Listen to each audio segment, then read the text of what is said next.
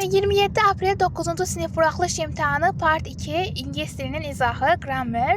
Deməli burada biz 23-cü sualda yesterday dünən sözünü görürük. Deməli biz burada present simple sözünü seçməliyik. Present simple'dırsa write, wrote.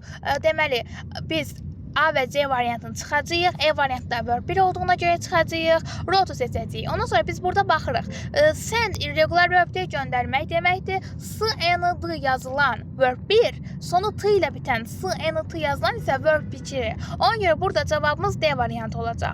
Deməli 24-cü sualda isə to agree to take something that is offered or given, verilən, təklif edilən bir şeyi götürmək və onunla razılaşmaq nədir? Accept qəbul etməkdir. Attend davam etmək, feel hiss etmək, build tikmək, believe inanmaqdır.